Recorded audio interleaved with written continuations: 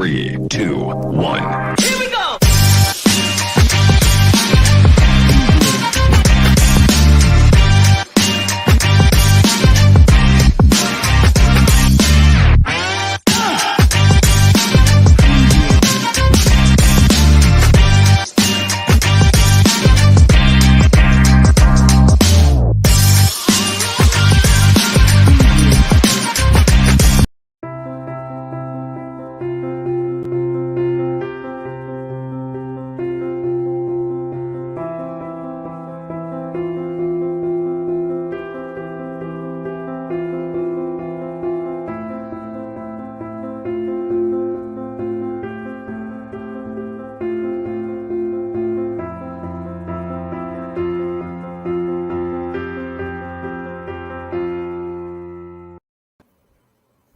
Aww, so touching. Hello, happy Friday. Thank God it's Friday. TGIF, day before convention. That's right. Going down to Spartanburg, South Carolina tomorrow for a little convention action. Woohoo! Should be a good time. It is the Dennis and Andy Show, Friday afternoon, chill back, kick back edition of the show. Pop Culture Avenger in the house. Hello, Pop. Welcome aboard, Pop. Welcome, welcome, welcome. We have a full show on deck. We're looking at Loki, talking about the first episode that dropped on Wednesday. It's every Wednesday. It's not every Friday, so that kind of surprised me. Yeah. I thought they were just dropping it, the first one on Wednesday, just to do it, and then it would be Fridays. But no, it's going to be every Wednesday. Oh, you know what? Probably because Bad Batch is on Fridays and they don't want to kerfluffle people. Yeah. And then we've got He-Man. He-Man. Oh, I'm sorry. It's Masters of the Universe trailer, not He-Man. They changed it. Because He-Man is toxic. It's toxic. It's not. He-Man is awesome. At least let's hope it stays that way. Oh, good review on Bunny Mask, he says. Ah, good. Glad you liked it. Just did you pick it up? I'll be curious. Let me know if you wound up buying it. I think it's got potential to be really decent. Really enjoyed where they kind of headed this. I hope they don't make the same mistake they did with Maniac of New York. I just posted the full review of the final conclusion, and yep, kind of disappointed in it. So, but you'll have to go watch the full review of that one. But it started out really well. He's a maniac at my door. And then we're doing Superman and Lois. New episode was this week as well. Bunch of fun reviews. Great episode, yeah. Noctera 1 through 4. Pop says he ordered it, but has not picked it up yet. Well, Dennis says it's awesome. I'm going to be getting my grubby hands on his issue and reading it in the morning while I take my morning dump. Is that TMI? It is. It is. Oh. Are you not going to let me borrow it anymore? Yeah, you're going to have to keep it in the sleeve now so you can see the cover. Oh. Just the cover. Whatever. So it is Friday. It is happy hour. So today I am doing the Highlander Brewing. So this is another one from Asheville, North Carolina. So a local brewery. It's a Thunderstruck coffee potter. That is what I'll be drinking today. And in order to open it, I have my Infinity Gauntlet, which will tie into the Loki television show. That's right. And I will be drinking. You see how easy that was? It was. The Infinity Gauntlet popped it right off. Oh, Pop Culture wants to know if you've met my lovely assistant, Christine. Yeah. He's been over here. You've got to meet Christine. I did. If she's up in the office, I run downstairs. Well, Dennis, I had an issue with her today because she was wearing a low-cut shirt, and the Clevengers are not allowed to be seen in this office. I have a strict dress code policy, so Well, the issue I have with Christine is she's got more facial hair than I do. Yeah, well, she comes from those Nordic countries, and she has part Viking in her with the blonde hair and stuff. Dude, so do I. I am literally Norwegian. Yeah, but look at you. You're kind of a puss. What? Grow Just to some say hair. that, just to prove a point. Oh God, what's he doing? What's he doing? Is that Thor's hammer? What? Of course I got Thor's hammer. He's got Magellanor. That's how I say it, Magellanor. It's Mjolnir, dude. I am literally a Viking. I am Norwegian. And watch, if I go worthy, I'm worthy. Can you see it? Ooh, look at you. So as long as you're worthy. The sad part is when you say you're worthy to your wife, Susie, she doesn't light up or say anything back. Well, here, I'll let you do it. Say, it heard your voice and look at it. It's crackling. Say worthy. Say Andy's worthy. Andy's worthy. No, look at that. Nothing. Please. Now, if I say, if I go, Dennis is worthy. Oh, yeah. Enough said. All right. Let's start talking Loki. Adding Loki to the stream. That's the face he made when he got kind of punked out by the one of the members of the TVA. But before we get to that, it starts off. I thought it did a nice recap with Endgame and how he picked up the Tesseract, and he gets, he goes through the portal. I don't quite understand, because as far as I know, from what I've seen, when people use the Tesseract to go someplace, they can guide where they want to go. So why he decided to end up in the desert or wherever it was he ended up, I can't even remember anymore. Yeah, it's kind of beyond me. It spit him out in the, I think it was the Mojave Desert. Yeah. And I'm just kind of like, why? He looked hyper kaiju, howdy to you. Got a rhyme in there. He looked very confused at where he was at. And now, am I mistaken? Doesn't he know? Can't he guide where he wants to go? According to the past stuff, yes. But if you'll notice, when they first showed the initial scenes, which were taken kind of from the movies, there were some subtle differences that were in there with the Tesseract, and even the sounds that the Tesseract made were a little bit different. So you kind of knew as soon as all of these things happen, Ant-Man kicks the case over, Hulk comes out, smashes it, opens up, it goes flying. There's the Tesseract, he takes it and disappears. Yeah. Similar, slight differences in it, but the moment he did that, he creates a brand new timeline. Right. Which, they established an Endgame. We know that basically they created a new timeline, but Steve went back and repaired everything, but he couldn't repair this. But wait a second. What? It's kind of confusing with that alone as well, because when they left New York, now I'm trying to remember back to Endgame. When they left New York, they had Doctor Strange's green one. Yeah, the time stone. Yep. The time gem. They had to retrieve, they lost the Tesseract. That's why they had to go back again. So when Steve went back, he went back and replaced the time gem in New York, and then he replaced the Tesseract in whatever, the 70s.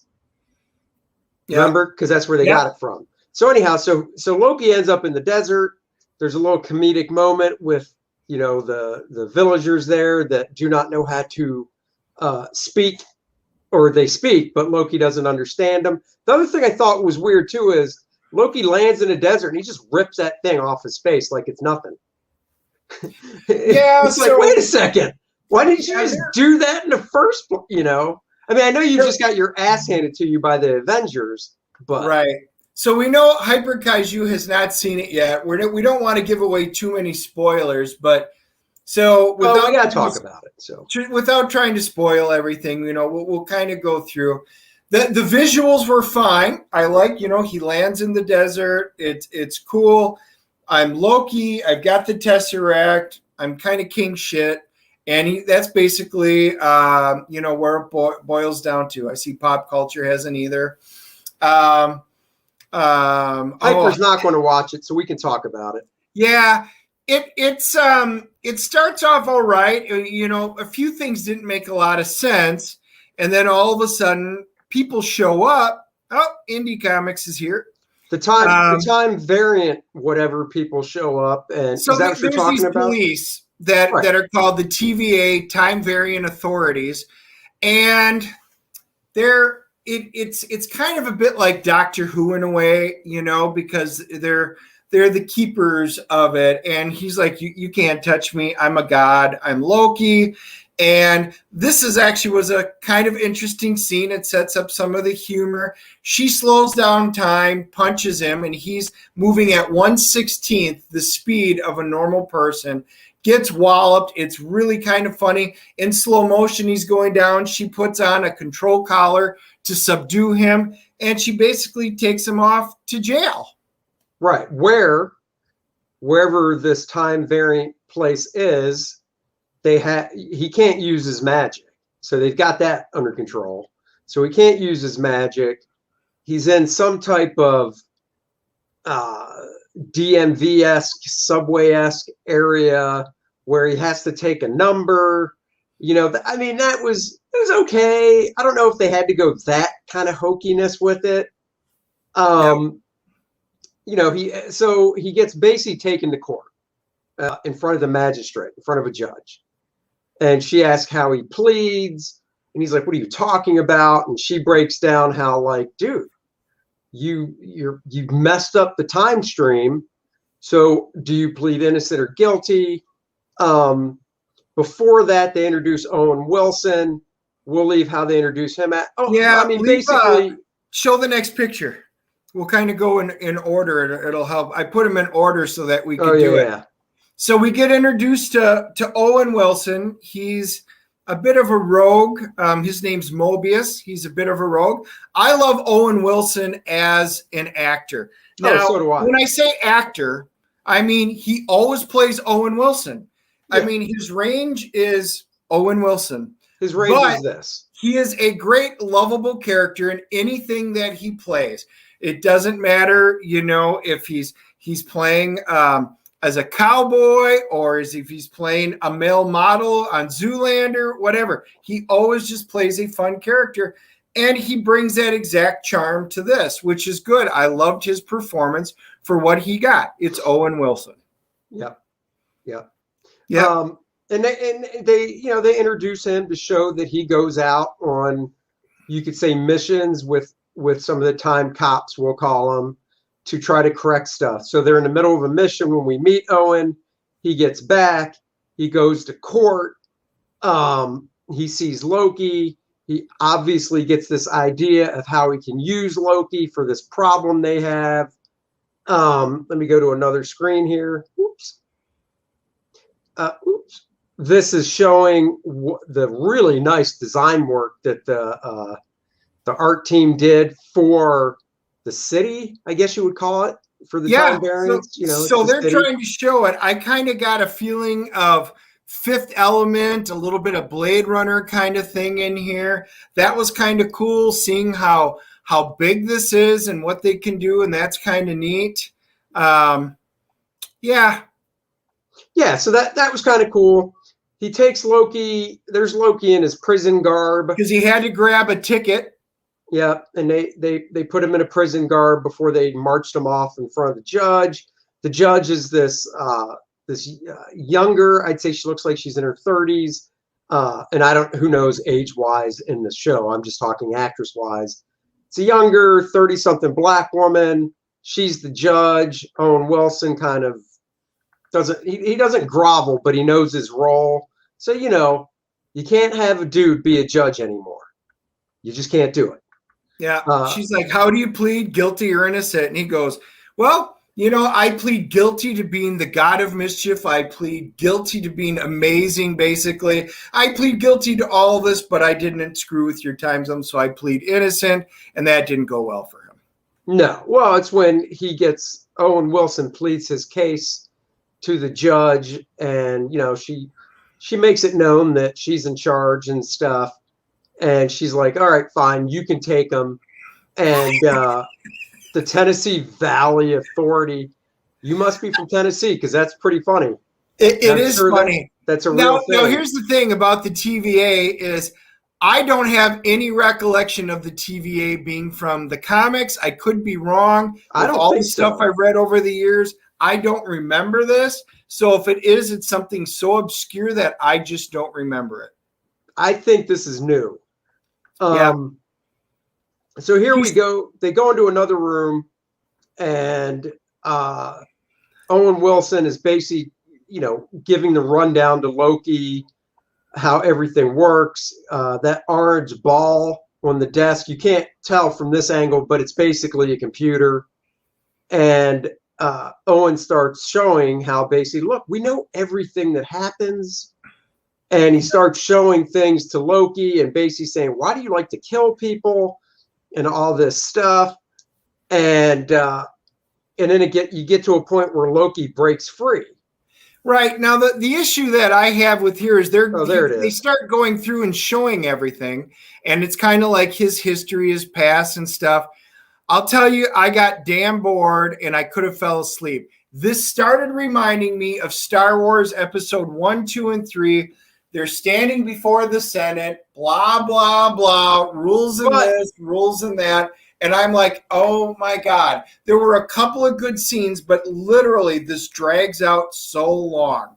But do you think a part of the reason behind it, because I totally agree. I agree with that.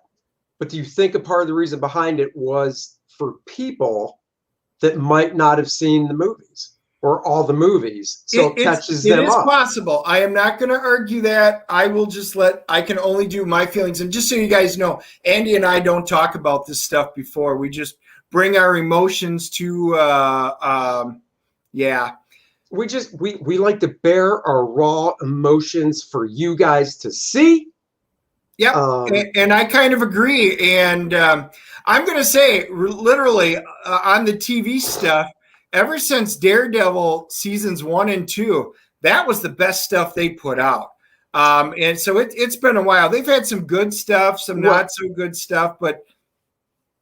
Well, I was going to say, and also it has come out that Elizabeth Olsen said that there isn't going to be a season 2 of WandaVision. It was meant just to be a one and done limited series. So Kevin Feige made a point of that this series is going to be incredibly important to the Marvel Universe going forward, dictating a lot of what's going to be happening.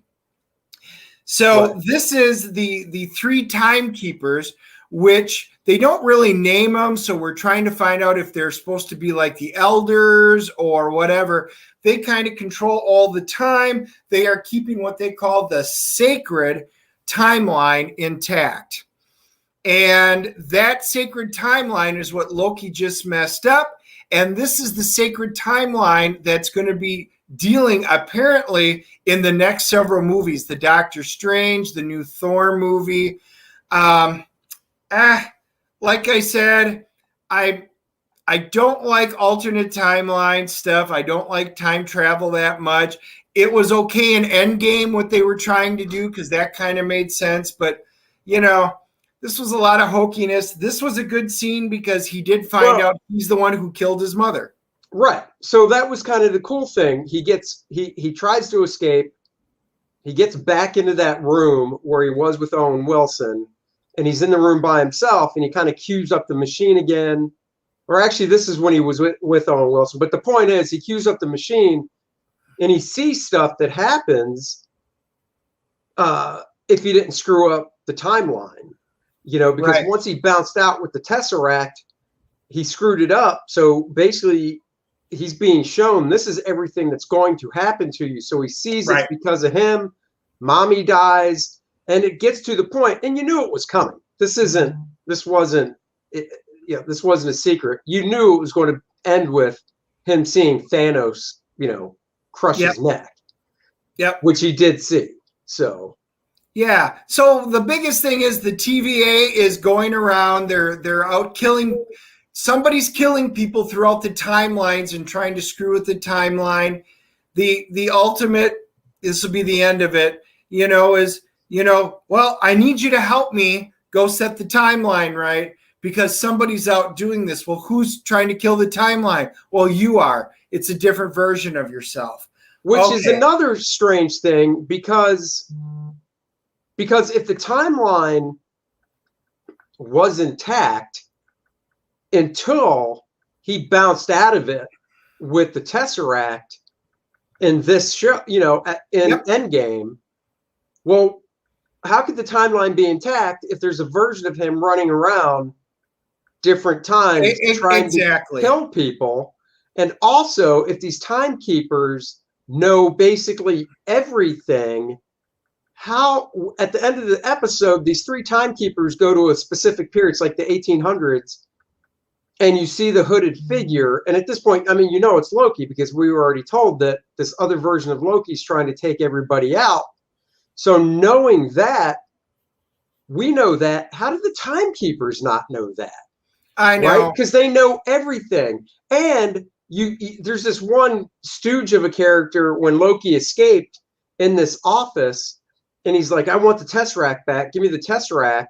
And the dude just opens up an office drawer and pulls the Tesseract out, which I'm confused because all these people are touching the Tesseract when before, like Tony Stark and other people had to put on gloves and special stuff but hear to touch everything. it. So he's got infinity gems in his office drawer. Yeah, this dude has all nullified wherever this place is. Powers don't work, things like that. Right. It's just. But then Loki drops something like a fish out of water or whatever he says. He brings up a fish, and the guy goes, "What's a fish?" And Loki's like, "What do you mean? What's a fish?" And he goes, "What's a fish? I don't know what a fish is." I've got a desk job. I've got a desk job, which that's fine. Like he could say, "I've never seen a real fish," but dude, are you so isolated at your desk job? Maybe he's so far down on the ladder because once again, this time variant place sees everything. So if they see everything, this dude must be so far down on the ladder in the basement that he doesn't see shit because he doesn't know what a fish is. Yeah. So here's what I say. There's so many. There's got more holes in this story plot than Swiss cheese. It was okay. It's a first episode, so I always give it a first episode. Sure. It did nothing to wow me. It created more questions than anything. I feel like they tried to take a number of things from successful TV shows and wrap it in. They tried using so much humor. Again, it's from Rick and Morty guys. And the humor landed once in a while, but Rick and Morty is way funnier than this stuff. A lot of it just fell flat and was junky to me. And I was like, this, other than the fact that Tom Hiddleston acted well, I liked his acting, and I liked Owen Wilson. The story was low on my list. I'm going to give it my CGC rating of... Hold on, before you do, my final comments are, I thought Loki's character was a little in and out. Like there were times where you were like, oh yeah, that's Loki. And there are times you're like, who's this guy? You're right about the Rick and Morty thing. I think that's one of the problems because you can have different writers come in, and I'm sure that there is some type of Bible they have to read, and there's guidelines and stuff, but it just doesn't seem like they stuck to them as well. I think that was about all. The last thing I was going to say is, and I told Dennis this before the show, after I watched it with my daughter, I was like, wow, that's cool. I'll enjoy this. But then, I've had 2 days to think about it, and that's when all these other thoughts kind of popped in, and I was like, oh yeah.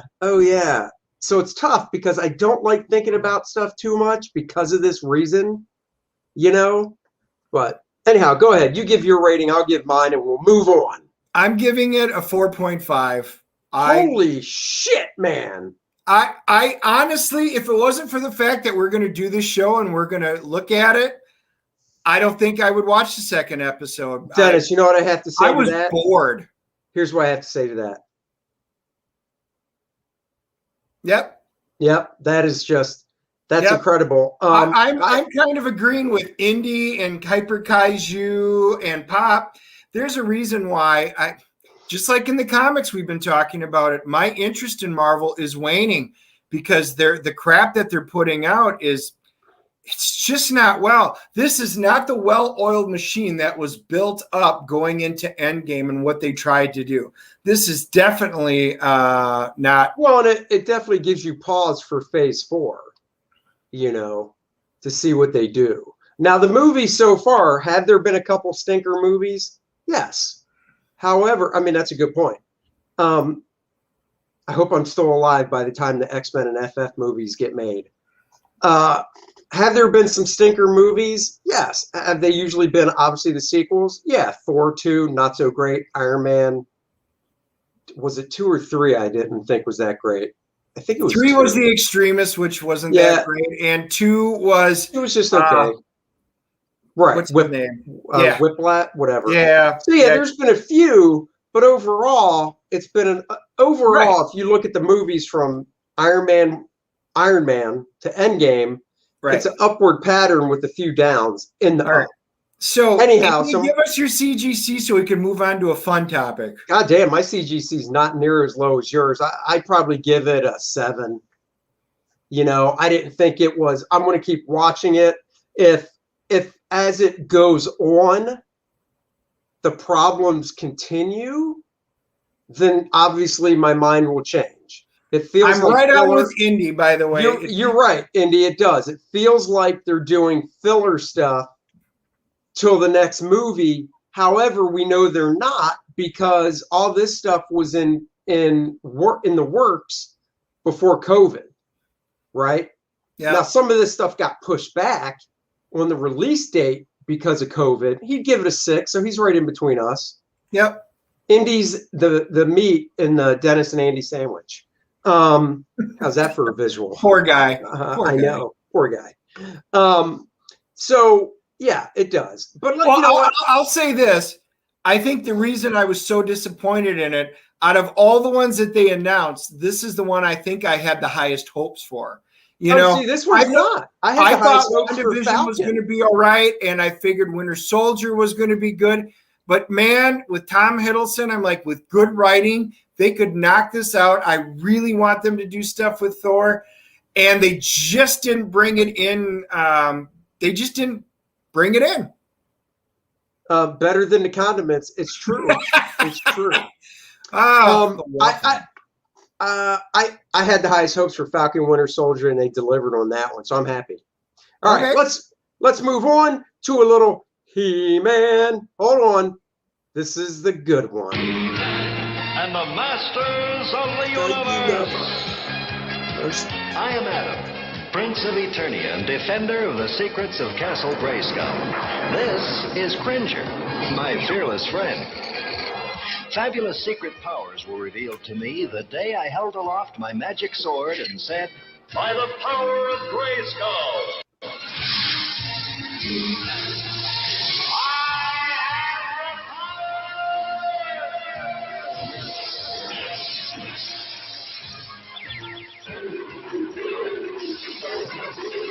Cringer became the mighty Battle Cat, and I became He-Man, the most powerful man in the universe.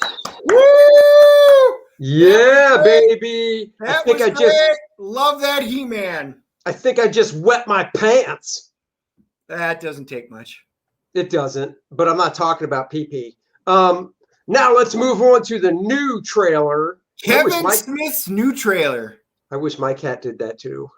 Mine too. All right, I don't have one. Let's check out the new trailer. The thumbnail looks great. He-Man looks great. I think the animation looks great. Oh, the animation looks great. But you will never succeed, Skeletor. Call your champion.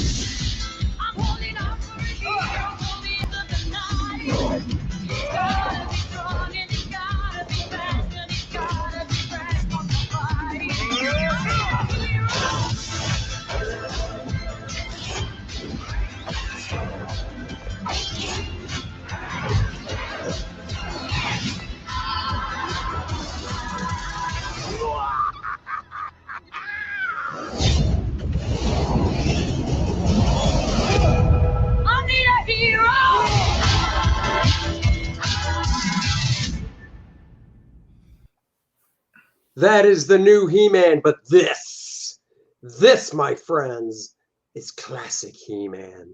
So one of the questions I have right out of the gate, if this is the He-Man show, because let's be real, they changed it from Masters of the Universe to He-Man, okay?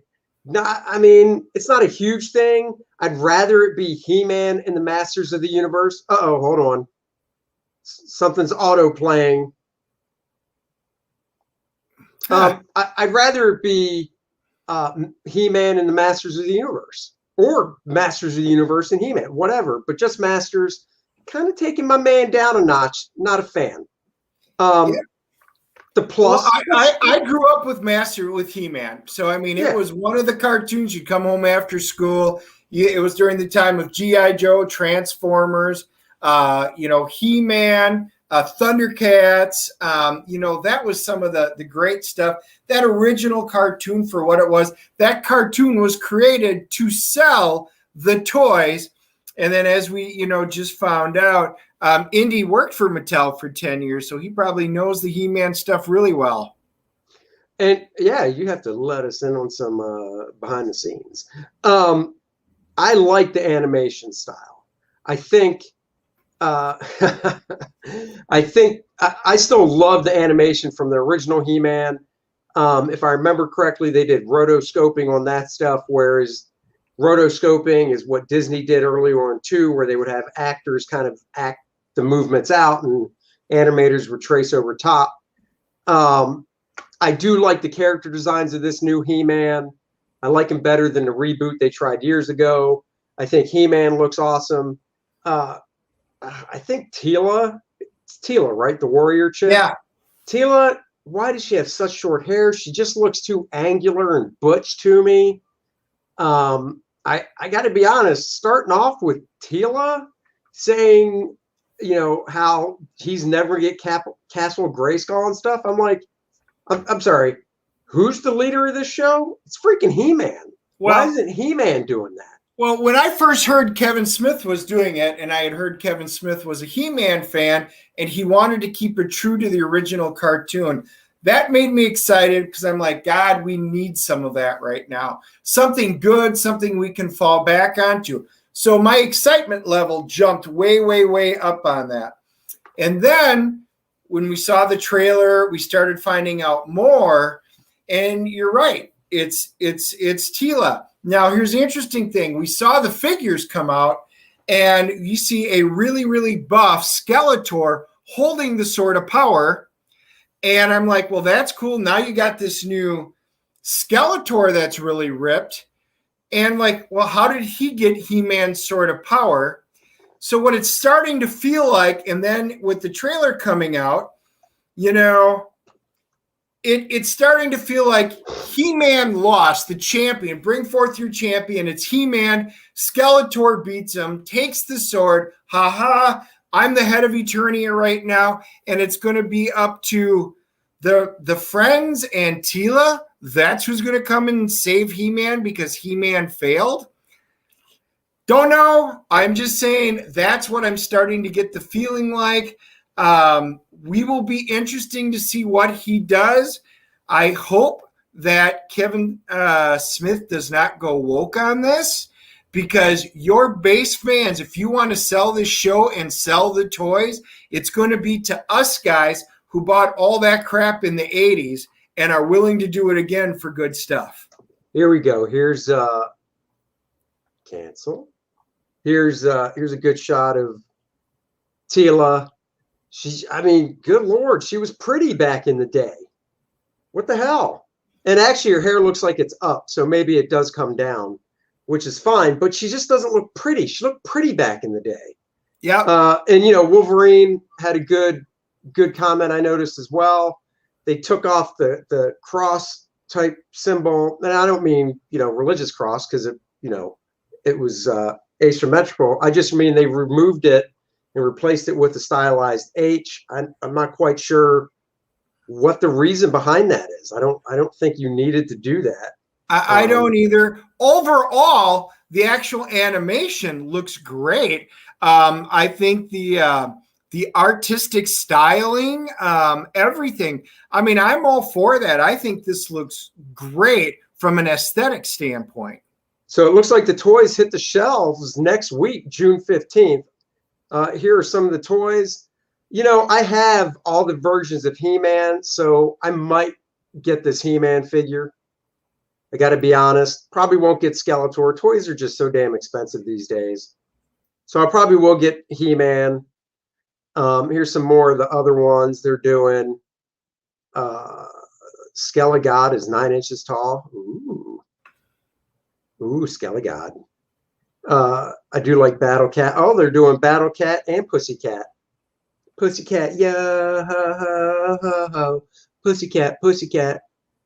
So that's that. Let's see. Wolverine says, I think it's just another simplifying down to mimic Superman. Yeah, I mean, it could be. I do like the fact that Prince Adam is skinny and he's not buff. I mean, that was the one thing that was funny about the original He-Man cartoon is Prince Adam was just as buff as He-Man. Yes. Hyper guys, I snagged a great Marvel Legends Nightcrawler figure from Walmart. Nice, man. Nice. That's cool. Dennis doesn't buy toys unless it's Dark Phoenix. So I get some. You know, I did get a whole bunch of the all the Star Trek ones. And I used to get all the G.I. Joe, Transformers, all the good stuff. Series premieres July 23rd. I was trying to find the update on that. So series premieres on Netflix on July 23rd. Here's an actual pretty cool shot. Hold on. I'll show this in a second once it comes up. I just found this is pretty cool showing so in the middle is the new He-Man figure. This is classic. This is the original 1982, which I happen to have right here back when I bought it as a child. I just need to find the shield and sword and axe because I lost those. And then this is the redo that they did a couple years ago, maybe, and they titled it Classic He-Man. So I don't own that one because, man, I got the original. I don't need new Coke when I got the original. So, yeah, that's the Origins He-Man. It's kind of neat. I was thinking they were going to show, that vest has got to go. That's disco stuff right there. Don't you have that? Don't you own that? The vest? Yeah, I think you have one. You used to sport that in the 90s. Right there, baby. This is what I own right here. The original classic. Yeah, that is a classic. His arms can't move as much as this new guy, but that's okay. I'll take it. Yeah. You know what? We will see what Kevin Smith does with it. I'm definitely going to give it a chance, just like I did Loki. I am crossing my fingers. He's staying true and staying to his word that this was going to be back to the origins, and it's just going to be good He-Man stuff. I don't care if they take a few twists and turns and stuff, but man, give us some good old He-Man. That's right.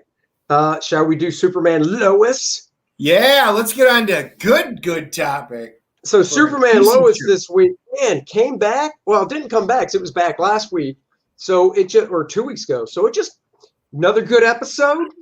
Clark here in this scene is in Mexico. Okay. I do have one. I have to gripe about everything. And this has always been a gripe of mine about Superman. So he's at home with the fam and his super hearing picks up something. So he goes flying off and it's basically a bank robbery in Mexico, right? There's like 7 or 8 or not even that many, maybe 4 dudes with automatic weapons robbing a bank in Mexico. So he goes there. Worldwide, Superman can literally hear everything going on if he wants to tune into it, right? So there's shit going on. Like I guarantee right now, as we speak, there's a robbery happening somewhere. Yeah, so Portland. My point is this. Portland, exactly. So my point is this. How does he pick and choose? Is he just hearing stuff all day like, nah, I don't care. Nah, screw it. Yeah, I don't care. Hey, whoa, Mexico bank robbery. Got to get my ass over there. You know what I mean? So small nitpicky thing. that I've always had with Superman. Like, I could get it if it was just nationwide in the States, and he was like, you know what? If there's something major going down in the States, I'm heading over. If not, cops are going to have to handle it. And then he thinks worldwide, it's got to be really, really catastrophic for me to go, in other parts of the world. You know what I mean? Don't you think he has a priority list? So why this fell on his list, I have no idea. But anyhow, so he flies to Mexico. I love what they do with him, basically doing his super speed when he enters and when he exits, like the Flash, because he has super speed. So I think that's awesome. He's like, I'm done. I'm out. So the coolest thing was he's getting barraged with bullets, just and he's just taking it because he's Superman until he falls back and passes out. What? Because remember, he inhaled all the kryptonite gas last week, and it's literally eating him away from the inside, which is really cool. They didn't just forget about it. It's a continuing story arc. I like it. I like what they did. It was pretty decent. Pop culture would like to know if Superman has to go through customs when crossing the border and show his vaccination card. I don't think so. I think Soups is immune to everything. Like Lois said, she said, no, she was talking to the boys and she's like, no, you understand. This is the first time in his entire life he's gotten sick. He's never been sick a day in his life. He's never been sick. So I don't think us mere mortal human stuff affects him, but Kryptonite 19. But this was a cool scene because Superman's down. The guy thinks he's won and he's still laying there peppering him. And then he turns around, get the money, and all of a sudden you see Superman rise, just floating there, and you knew it was over. It wound up being a really good scene, but we know there's something wrong with him. He flies back home. Lois walks in the door, and his shirt's off because, you got to get your great Superman shot. And it's pretty awesome. He's got bruises all up and down his body. Oh, my God. Like, it is. Oh, my God. It's actually kind of gross. I mean, it's easy, just makeup stuff. But yeah, he's just peppered with bruises everywhere from the bullets. The one thing I'll say is I really feel like after seeing this dude without a shirt on, I really feel like they don't need that padded costume as much as they have it. No, I don't think so either. The dude is really buff, and and when you see him in costume, you can tell it's padded with more muscle stuff underneath to beef him up even more. And I think the reason they're doing it is to really emphasize the difference between Clark, because he doesn't look that big when he's Clark just wearing normal clothes, right? And so I think they're really trying to get the visual difference of how wide, because when he has the costume on, he is wide. He is really, really wide with that costume on. Yeah. So I think that's why they're doing it. But anyhow, so he Superman's affected right now. And then Jordan starts. We find out he's at school. He starts getting what he thinks is an allergic reaction and sneezing. And he's like frost breath. It's his freeze breath. His hand, the locker, the lamp. It's gross though, because it looks like he's blowing frozen snot all over the place. That's what it looks like. It's cool because he sneezes, and like you said, he's got icicles and stuff. And it is just frozen breath. But the first thing my childness in me thought of was, ew, he's blowing snot. He's blowing frozen snot. But it was cool. I mean, it was a really cool story. Bigger now. The suit's too padded. Yep. Was he Teen Wolf? I never watched the show. Was he the character Teen Wolf? I never watched it. I remember the movie. I did not see that. Yeah, no, that's what he's talking about. My God, he's talking about Teen Wolf, the show. Yeah. And I never saw it. So I've loved they used the suit from the pilot episode personally. I agree. I thought that the Golden Age suit, right? Because that was actual spandex looking material, not this, vinyl, whatever stuff. Yep. But so Jordan is getting really sick, so Superman's like, we're out, and he goes to the Fortress of Solitude. And do we have a shot for? I can't remember. Of what? We get the next one is there it is. They find out, so they go to the Fortress of Solitude. This is why it's kind of cool, and I have that in there together. The only way to get rid of this kryptonite infection that he's basically have is they have to burn it out like they did to Superman, which is cool because this whole thing is back in Smallville, because I was a big Smallville fan. I love that show. They had an episode that was tagged, and I think it was called Sneeze, and it was supposed to come out where that version of Clark, Tom's version, he was going to get sick and have the exact same thing happen. It never wound up making it to the TV, which was a bummer, but they took that exact same thing and rolled it into this, and it was just really, really, really decently.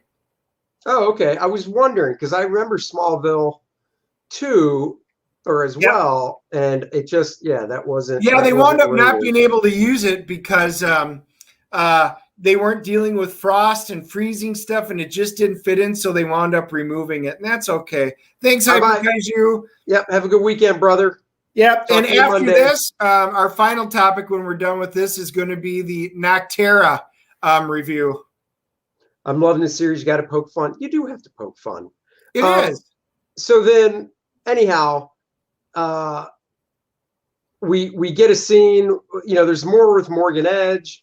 You find out, obviously, we knew from before that Morgan Edge is giving people basically Kryptonian powers and actually inserting Kryptonian, I guess you could say, personas into these people that can be turned on. And when they're like turned on, the real person, when they come out of it, the host has no idea what happened. So you find out Lana's husband is one of these hosts. Yep. Which is cool. But the big reveal at the end is Superman faces off with Morgan Edge in costume here. And Morgan Edge says, I'm your brother, Kyle. I am your brother. And you're just kind of like. We knew there's no way that Morgan didn't have powers.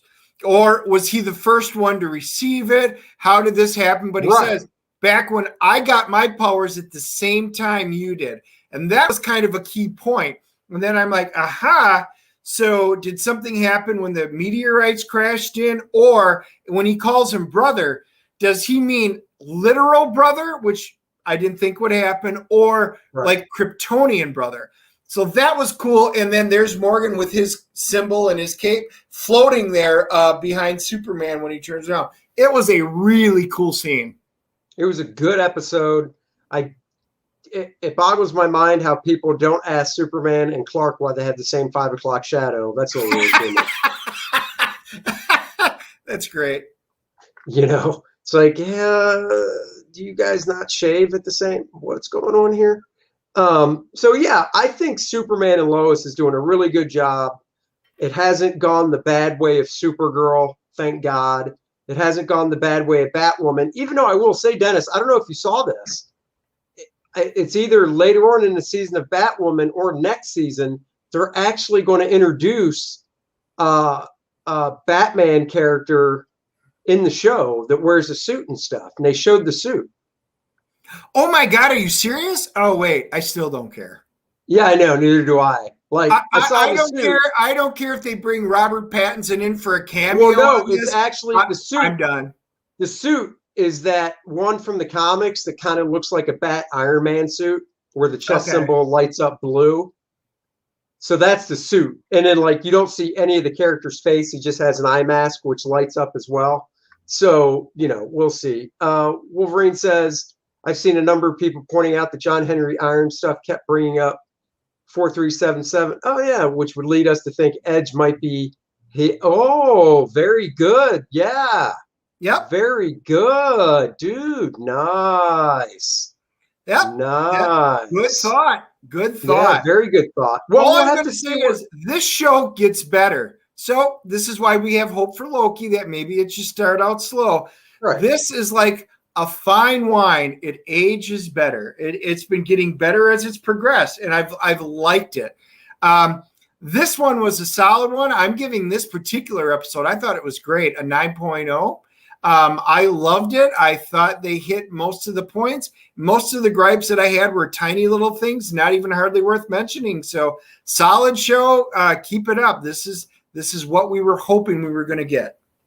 Yeah, I didn't have many gripes with it either, honestly. I give it a 9.0. I look forward to it every week. I didn't think at first I would like the, and no pun intended, but the marrying of Superman and Lois and the storylines about her with the two kids and stuff. I thought it would pull focus from Superman, but I like the way they're putting all those aspects together. It's balanced. So their key is that they've balanced this all out. And we talked about it at one of our first reviews because there was a lot of teenage angst and stuff, but are they going to be able to separate them? They each got their storylines. They have continued with each of the kids' storylines and Lois's storyline, Morgan's storyline. They've just done a good job of balancing it out. And what I'm going to leave you with on the balancing thing, because that's a great analogy, is they balance it out perfectly, unlike my testicles, where one sags a little lower than the other and are out of balance. TMI, man. TMI.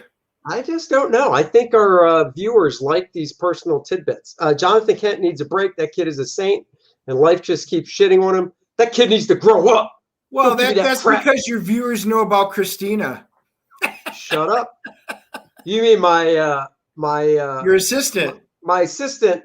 So for the guys that don't follow me in the morning on my morning show on my YouTube channel, I have an assistant in the office that has introduced my show a couple times, Christina, and she used to be a model. So she would hate it if I didn't show. So here is one of her modeling videos.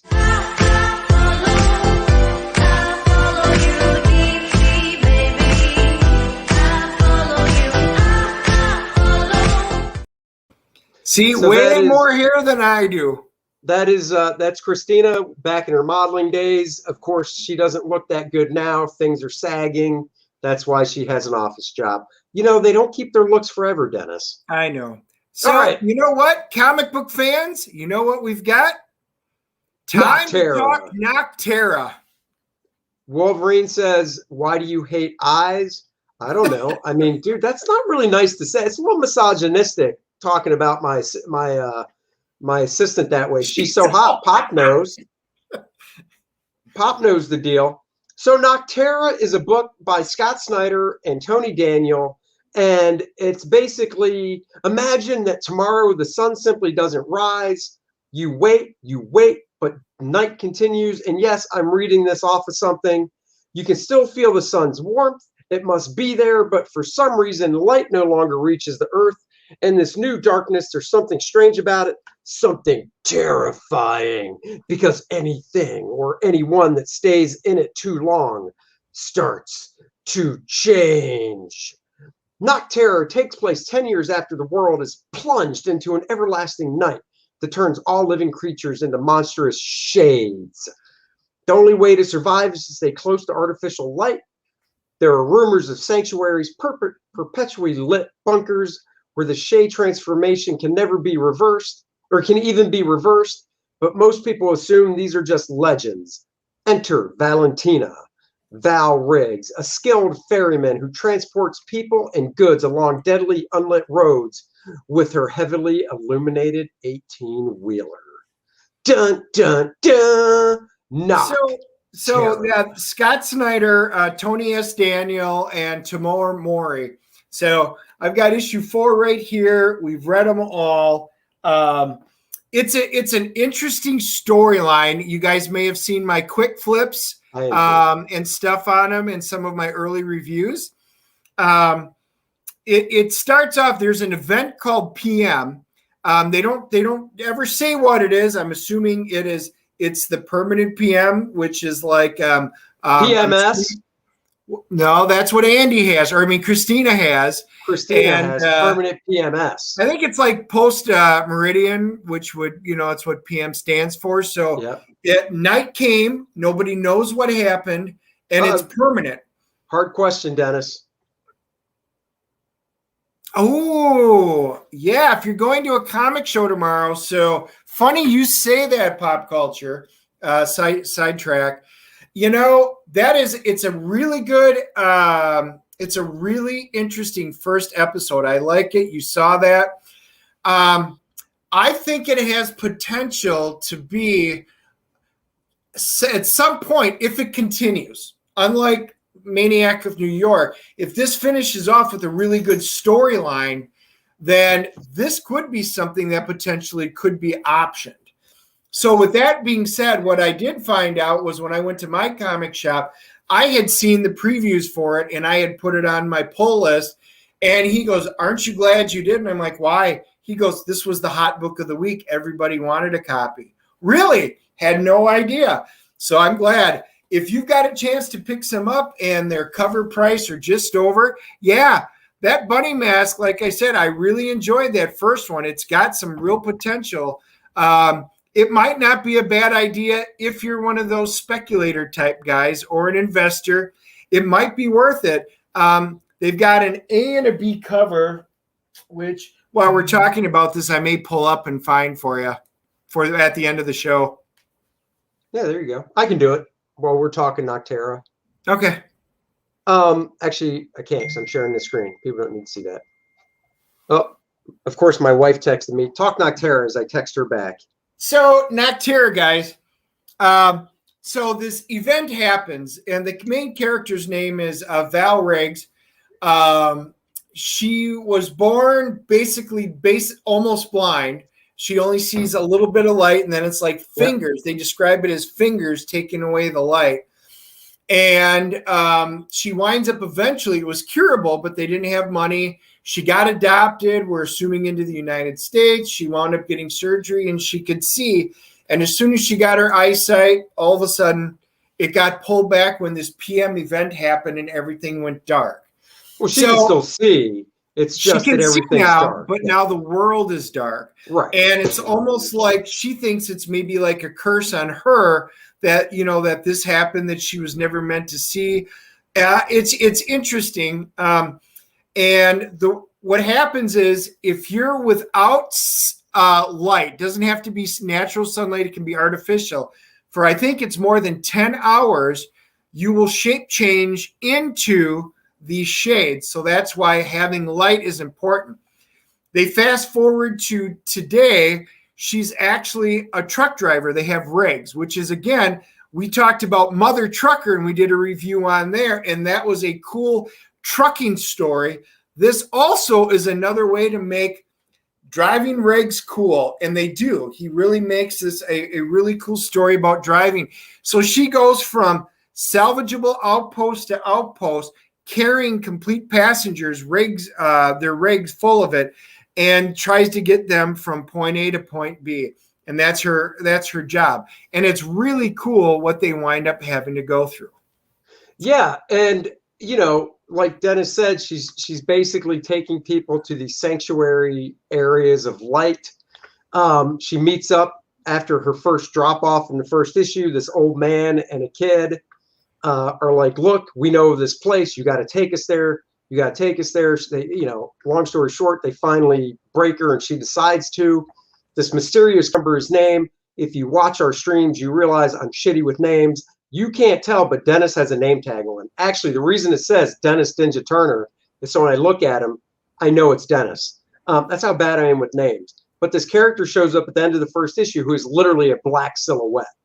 And he wants to, wants her and wants the old man, basically. Well, as the story moves on, there's basically car chases. There's fights with these creatures that were human. Her brother is starting to change into one of these creatures.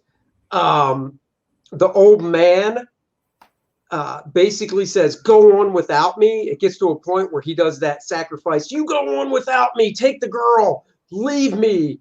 And they do, and he starts to change.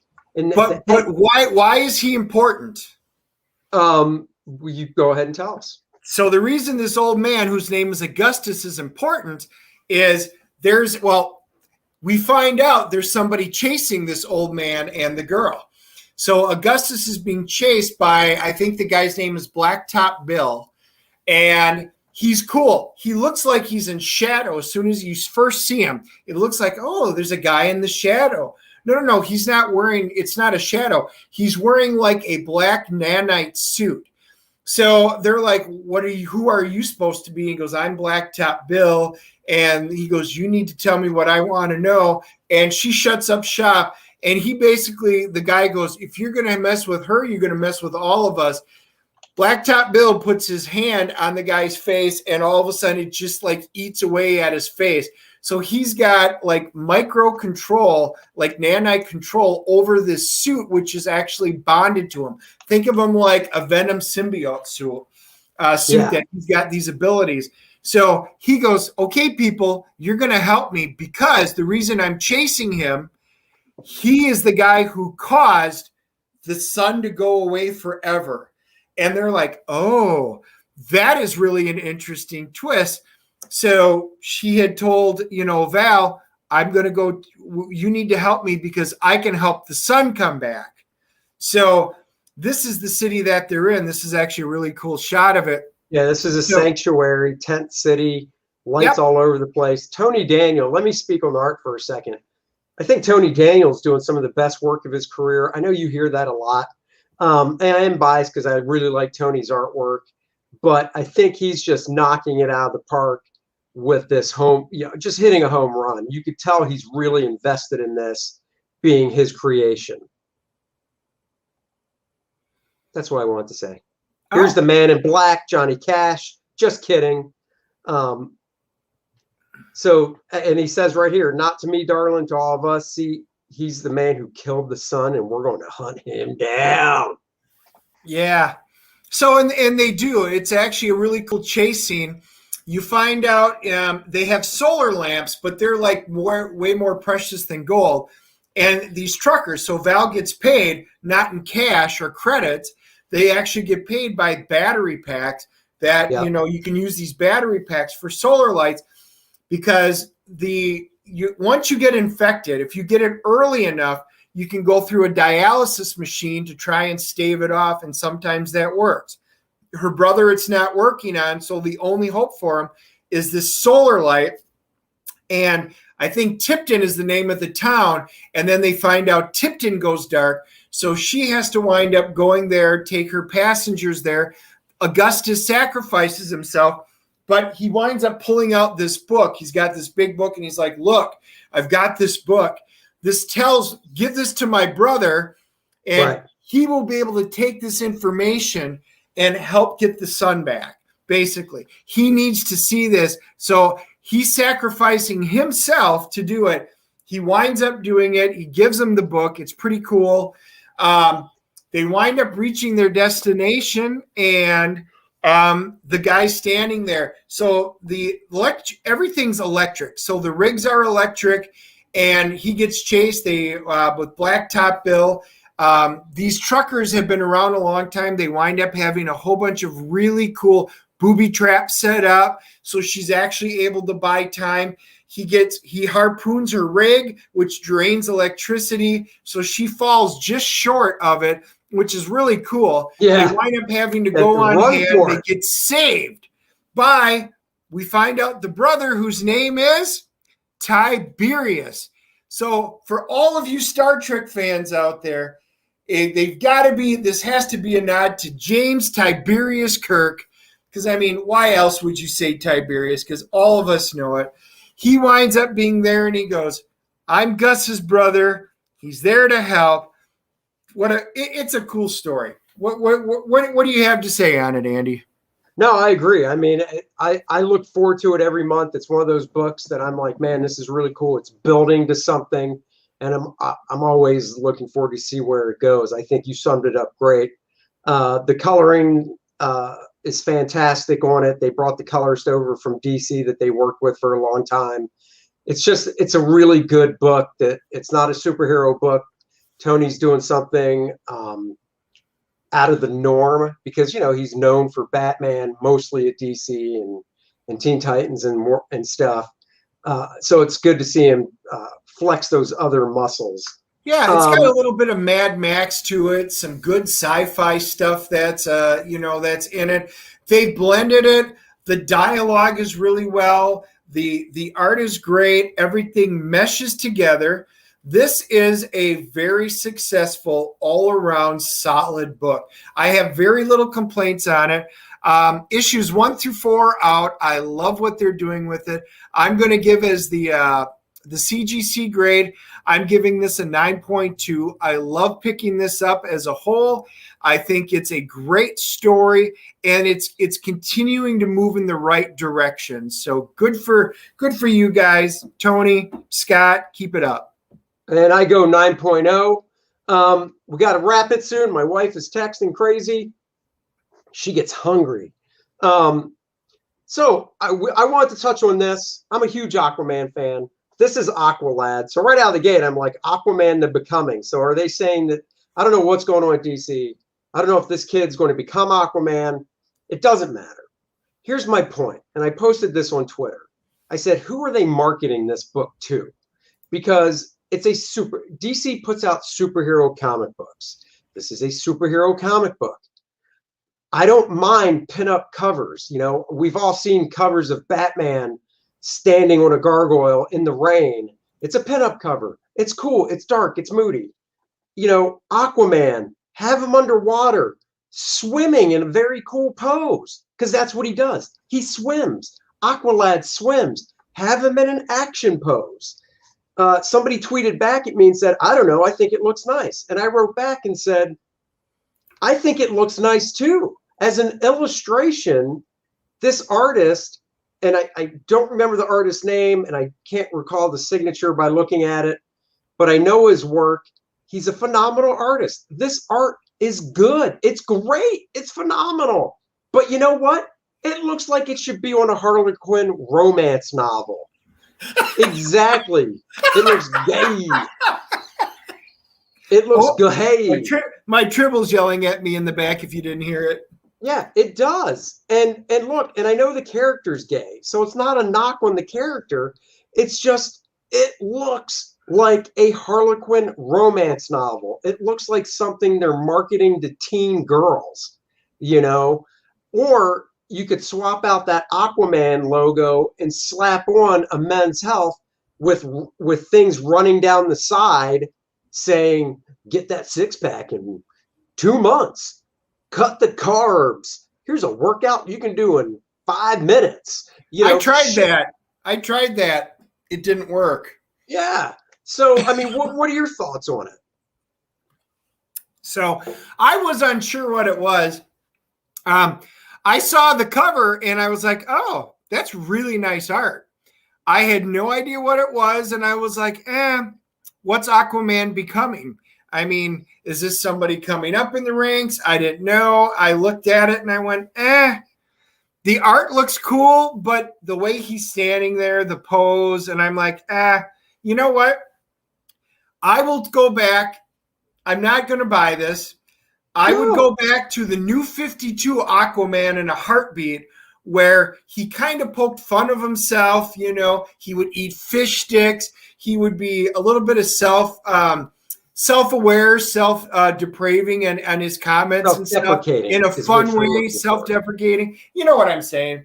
I know. And it was a fun Aquaman, and I enjoyed that one. Now, I'm assuming, like I said, they're going to transition this guy, Aqualad, to maybe become Aquaman. And I don't, honestly, look, I don't have a problem with that either. I don't care.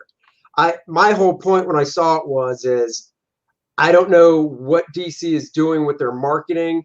Are they just basically saying, yeah, you know what? We don't care about the guys that buy our books.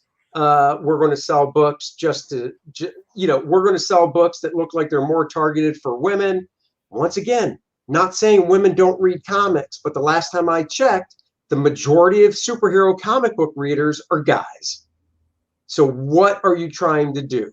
I don't know. My understanding was it's about the figures that I had seen. It was 16% female, 84% male. So if we stick with those numbers and they're accurate, maybe somebody else can find out. And that's fine. You got to have books out for every segment of your population. The problem is there are so many of the books that are being targeted for the smallest section. Therefore, your big one. So to give you an example, we were just talking about it. I mentioned it probably on Wednesday. Captain America, which is, Marvel's one of their flagship characters, since Tahiti Coates has taken over now, they are down to 10 subscribers because it's so woke and going after such a small segment. The SJW segment, people aren't buying the books. So lo and behold, nobody's reading Captain America. If that's what you guys want to do, great, but you're not selling anything. And at some point, investors, the people that wind up buying your stock, are going to get upset and they're just going to sue you because you're destroying the stock of the company. Yep, exactly. One more comment. My wife wants to go see The Conjuring. Have you got? No, we have not. It's actually streaming on HBO Max, which I didn't know about. So I might just watch it is? It. Yeah. Yeah. Huh. I might just watch it. I might just watch it too, because that was one of the movies Andy and I were talking about that kind of wanted to go see. I mean, we can see it in the theater. We'll talk about it tomorrow. Yeah. We've got a whole trip thing. So yes, we'll talk about it. We will be doing a review on it probably next week then. Yeah. Anyhow, guys, thank you so much for joining us on the Dennis and Andy Friday edition of our show. Dennis is holding up Mjolnir. Mjolnir, please get it right. And in the tongue of the immortal Thor, Farvel Venner, which means goodbye, friends. Goodbye, friends. Yes, I'm Norwegian. Get yourself a copy of First Man, shipping out daily. Links are in the description below. We will see you guys on Monday. Our guest, I can announce, I still have to make the graphic. Our guest is legendary inker John Beatty. Worked on Captain America, The Punisher. Worked with Kelly Jones on Batman. He will be with us Monday night, 7 p.m. We will see you guys then. Until then, everybody, let's leave you with